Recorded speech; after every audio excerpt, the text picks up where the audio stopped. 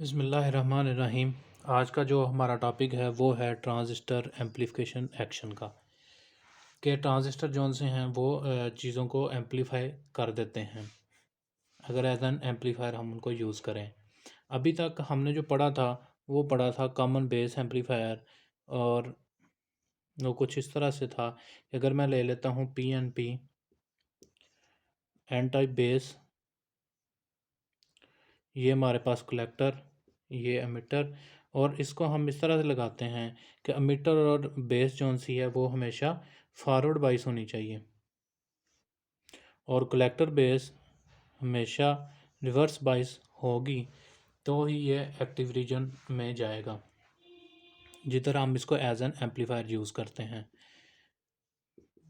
जो voltage source metre और base के दरमियान होती है उसको VEE से रिप्रेजेंट करते हैं, और जो कलेक्टर और बेस के दरमियान वो VCC के साथ रिप्रेजेंट होती है। उसके बाद हमने ये भी देखा था कि जब हमारे पास PNP कॉन्फ़िगरेशन है तो इसमें ये होता है कि जो मीटर है उधर से करंट अंदर एंटर होता है, इसी तरह तो बेस से करंट और कलेक्टर से करंट जोन से वो लीव करता है। ये आई कलेक्टर है और ये आई बेस करंट है। तो इसमें हमने ये भी देखा था कि इसका जो मीटर करंट है वो equal to I collector plus I base current के होता है। अभी हम और हमने I collector equal to approximately I meter कहा था कि मीटर और कलेक्टर का करंट इक्वल होता है, क्योंकि बेस का माइक्रो एम्पेयर्स में होता है, जिसकी वजह से हम इग्नोर कर देते हैं। और फिर हमने इसी कॉमन बेस जो ट्रांजिस्टर कॉन्फ़िगरेशन हमने लगाई है इसके अंदर अल्फ़ा DC पड़ा था कि ये होता है collector current over emitter current. अब हम ये देखते हैं और हाँ, इसके साथ हमने अल्फ़ा AC भी पढ़ा था, delta IC over delta IE। ये तब है अल्फ़ा AC जब सिग्नल वेरी कर रहा हो, ये जब फिक्स्ड हम DC सिग्नल देंगे तो तब ये हमारे पास एम्पलीफिकेशन फैक्टर है। अभी इसी में हम देखते हैं कि ये कॉमन बेस कॉन्फ़िगरेशन किस तरह से एम्पलीफाई करती है सिग्नल को। अब मेरे पास ये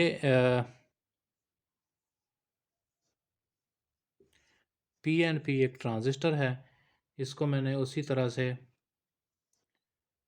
ये बेस और ये मेरे पास आउटपुट साइड पे कोई लोड लग गया और इधर मैंने इसको कोई AC सिग्नल देना है।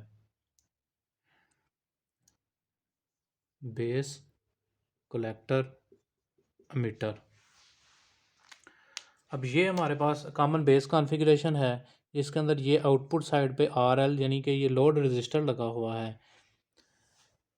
इसमें भी यही होगा कि एमिटर से करंट अंदर एंटर होगा और जो बेस है उससे करंट एग्ज़िट करता है, कलेक्टर से भी करंट एग्ज़िट करेगा IC। मैं कहता हूँ कि मैंने इस कॉन्फ़िगरेशन में जो इसको AC सिग्नल दिया वो मैंने दिया इसको 200 मिली वोल्ट का।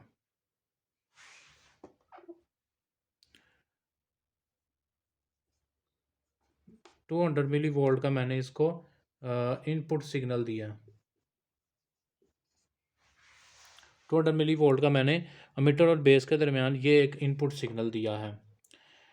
तो इससे क्या होगा, ये जो सिग्नल है इसकी वजह से इसमें से करंट गुजरेगा और ये जो करंट है ये आगे इधर से आर लोड के अंदर से गुजरेगा। अब जो हमारे पास कॉमन बेस कॉन्फ़िगरेशन है उसमें ये होता है कि जो इसकी इनपुट रेजिस्टेंस है, मतलब अगर हम इस तरफ से देखें तो जो आर इन है वो बड़ी लो होती है।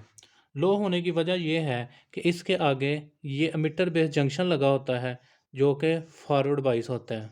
ये एमिटर बेस जंक्शन ये क्या होता है, ये फॉरवर्ड बाइस होता है, जिसकी वजह से इसकी इनपुट रेजिस्टेंस लो होती है। R input of common base configuration is low due to forward biased emitter base junction.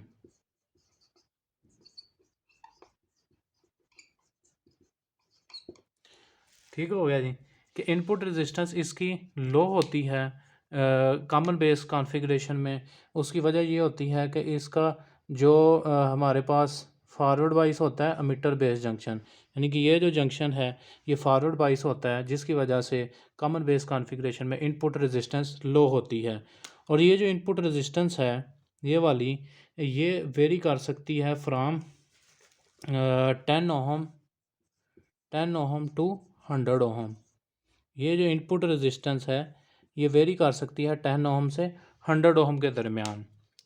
तो हम इस एग्जांपल के लिए ले लेते हैं कि ये हमारे पास जो इनपुट रेजिस्टेंस इसमें है वो तकरीबन 20 ओहम हम ले लेते हैं फॉर टाइम बीइंग, कि हमने इस कॉन्फ़िगरेशन में लगाया और मीटर बेस जंक्शन की वजह से जो इनपुट रेजिस्टेंस है वो 20 ओहम है। लेकिन जो इसकी आउटपुट रेजिस्टेंस होती है, यानी कि कलेक्टर और बेस के दरमियान जो रेजिस्टेंस होती है वो हाई होती है, जिसको हम और आउट कह लेते हैं। जो आउटपुट रेजिस्टेंस हाई होती है उसकी वजह ये होती है कि कलेक्टर बेस जंक्शन हमेशा क्या होता है, रिवर्स बाइस। तो इधर मैं कह सकता हूँ कि output resistance of common base configuration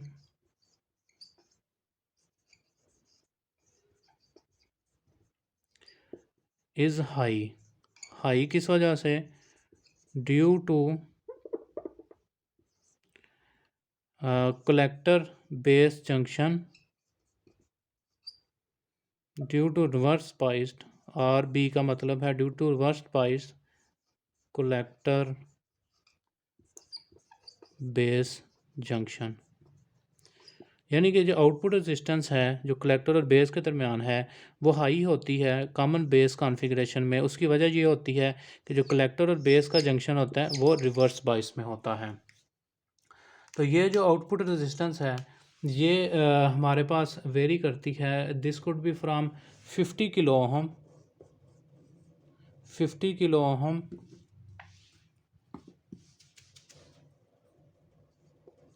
50 kilo ohm से लेकर ये 1 मेगा तक भी जा सकती है, 1 मेगा ओहम तक।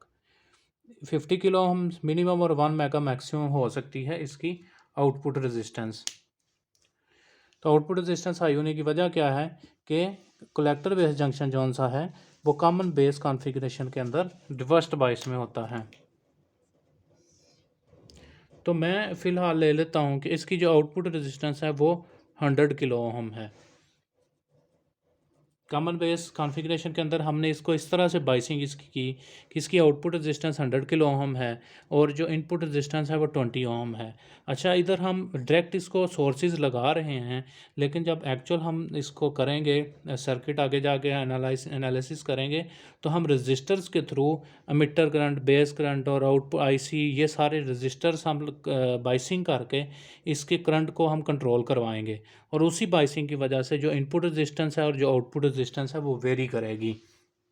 लेकिन कॉमन बेस के अंदर इनपुट रेजिस्टेंस हमेशा लो होगी, जो कि 10 से 100 ओहम तक हो सकती है, और जो आउटपुट रेजिस्टेंस है वो 50 किलो ओहम से 1 मेगा तक जा सकती है।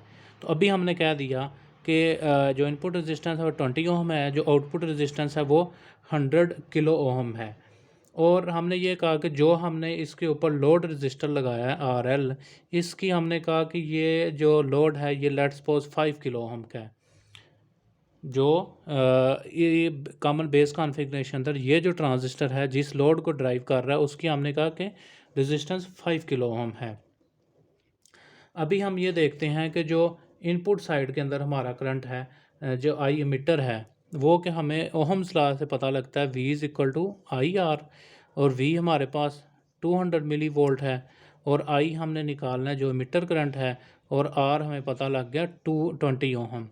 तो इधर से जो हमारा एमिटर करंट निकला वो इक्वल टू निकला 10 मिली अम्पेयर, यानी कि 200 मिली वोल्ट का इसको सिग्नल देंगे। इनपुट रेजिस्टेंस 20 ओम है, तो जो मीटर करंट इसमें एंटर होगा वो 10 मिली अम्पेयर होगा। अभी 10 मिली अम्पेयर इसमें एंटर हुआ तो हमने ये भी पता है मीटर करंट हमने निकाला 10 मिली एम्पेयर। हमने ये भी देखा है कि बेस करंट बड़ा मन्यूट सा होता है, बहुत थोड़ा होता है, तो हम उसे इग्नोर कर दें तो मीटर करंट और कलेक्टर करंट इक्वल हो जाता है। तो इधर से हमारा collector current equal to 10 milli ampere आया, ये भी 10 मिली एम्पेयर, और ये 10 मिली एम्पेयर लोड में से गुजर रहे हैं। तो इसका मतलब है I collector is equal to I load is equal to 10 milli ampere. अब ये जो 10 मिली एम्पेयर है, इसमें से गुजरने की वजह से इसके अक्रॉस वोल्टेज बनाएगा, इस रजिस्टर के अक्रॉस, क्योंकि जिस रजिस्टर से भी करंट गुजरेगा उसके अक्रॉस वोल्टेज होंगे। तो ये जो लोड रेजिस्टेंस है उसके अक्रॉस भी मैं कहता हूँ कि इसके voltage across load is equal to current through load, जो कि हमारे पास कलेक्टर करंट है, सीरीज़ में लगे हैं ना, ये जो करंट इधर से निकल रहा है वो इसी में सिर्फ एंटर हो रहा है, तो इन टू आर लोड। तो लोड करंट कितना है 10 milli ampere into 5 kilo ohm का रजिस्टर। तो जो वोल्टेज अक्रॉस लोड आ रहा है वो हमारे पास आ रहा है 50 वोल्ट। तो अभी हमने ये देखा कि कॉमन बेस कॉन्फ़िगरेशन के अंदर इनपुट साइड से करंट लो रेजिस्टेंस वाली साइड, मतलब इनपुट साइड से हाई रेजिस्टेंस वाली साइड पे आई है। उससे क्या हुआ है कि इनपुट साइड पे हमने लो वोल्टेज 200 मिली वोल्ट दिए हैं, लेकिन आउटपुट साइड पे हमारे पास 50 वोल्ट आ गए हैं, यानी कि जो इनपुट वोल्टेज हैं वो एम्पलीफाई हो गए हैं, वो ज़्यादा हो गए हैं, और वो ज़्यादा होकर 50 वोल्ट हो गए हैं।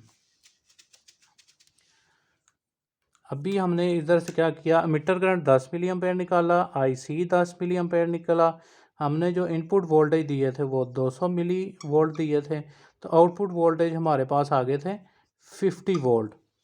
हुआ क्या कि करंट तो हमारा इनपुट और आउटपुट वाला दोनों का सेम है, लेकिन इनपुट वोल्टेज और आउटपुट वोल्टेज में फ़र्क आ गया। तो इधर से हम गेन निकाल लेंगे, गेन रिप्रेजेंट होता है ए के साथ, चूँकि ये वोल्टेज एम्पलीफाई हो गए हैं तो इसको वी लिखेंगे, यानी कि voltage gain A V, voltage gain is equal to output voltage over input voltage, और ये हमारे पास आ गया जी 250 वोल्ट का गेन। 250 वोल्ट मतलब ये सॉरी 250 का गेन आ गया, मतलब इनपुट सिग्नल जो भी होगा, 200 है, 200 इंटू 250 करेंगे तो आउटपुट सिग्नल आएगा।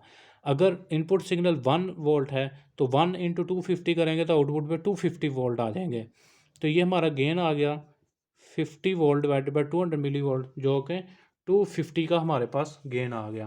तो हमने देखा कि इसके अंदर जो करंट है वो सेम है, लेकिन वोल्टेज चेंज हो रहे हैं।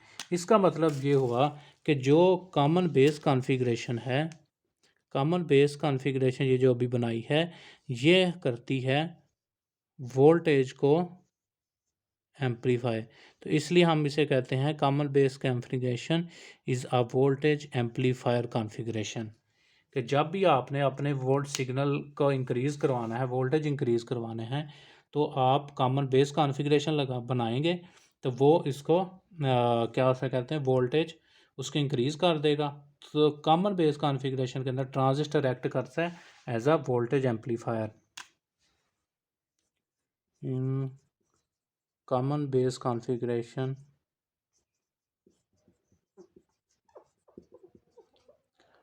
बीजेटी या पीएनपी भी हो या एनपीएन हो, दोनों एक्ट करते हैं as a voltage amplifier. Common base configuration अगर बीजेटी पीएनपी भी हो एनपीएन भी हो, दोनों एक्ट करेंगे एज अ वोल्टेज एम्पलीफायर। तो इसमें हमने एक और चीज़ देखी कि कॉमन बेस के अंदर ये जो इनपुट साइड है इसका लो रेजिस्टेंस है, जो आउटपुट साइड है उसकी हाई रेजिस्टेंस है। इसका मतलब ये हुआ कि जो कॉमन बेस कॉन्फ़िगरेशन है वो करंट को लो रेजिस्टेंस साइड से हाई रेजिस्टेंस साइड की तरफ ट्रांसफ़र कर रहा है। किसको, करंट को ट्रांसफ़र कर रहा है from low resistance side to high resistance side. तो प्लस रजिस्टर, यानी कि transfer of current from low resistance side to high resistance side. तो ट्रांसफ़र प्लस रजिस्टर ये दोनों मिल के बनाते हैं ट्रांजिस्टर। ट्रांसफ़र ऑफ रेजिस्टेंस यानी कि लो साइड वाली करंट लो रेजिस्टेंस वाली साइड से हाई साइड की तरफ जाता है। तो इधर से फिर ट्रांजिस्टर का नाम निकल रहा है कि ट्रांजिस्टर का काम क्या है कि वो ट्रांसफ़र करता है करंट को from low resistor side to high resistor side, इस वजह से हम इसको ट्रांजिस्टर कहते हैं। तो अब आपको वो जो टर्म मैंने पहले बताई थी कि बीजेटी हम इसको क्यों कहते हैं, बीजेटी, बी से हम कहते थे बाईपोलर, जिसका मतलब ये होता है कि इसके अंदर करंट होल्स और इलेक्ट्रॉन्स दोनों की वजह से ट्रैवल करेगा। जंक्शन हमने अभी देखा कि इसके अंदर दो जंक्शन बने होते हैं, जो कि एमिटर बेस का होता है और कलेक्टर बेस का होता है। और ट्रांजिस्टर का आज के हमने टॉपिक में देख लिया कि ये क्या करता है, ट्रांसफ़र करता है रजिस्टर को, इस वजह से ट्रांसफ़र करता है करंट को from low resistance to high resistance side, इस वजह से इसको ट्रांजिस्टर कहते हैं। तो बीजेटी इसकी करैक्टरिस्टिक्स की वजह से, इस जो ट्रांजिस्टर है इनकी करैक्टरिस्टिक्स की वजह से हम कह रहे होते हैं। तो उम्मीद करता हूँ कि आपको इस टॉपिक की समझ आएगी, जिसके अंदर ये है कि जो कॉमन बेस कॉन्फ़िगरेशन है, कॉमन बेस कॉन्फ़िगरेशन चाहे बीजेटी के अंदर एनपीएन हो या पीएनपी हो, यह क्या करती है, वोल्टेज को एम्पलीफाई। सो उम्मीद करता हूँ कि आपको इस टॉपिक की समझ आई होगी, जिसके अंदर ट्रांजिस्टर एम्पलीफिकेशन फैक्टर था। अगर आपको इसका पता समझ आ गई है इस टॉपिक की, तो काइंडली चैनल को ज़रूर सब्सक्राइब करें और आगे शेयर करें।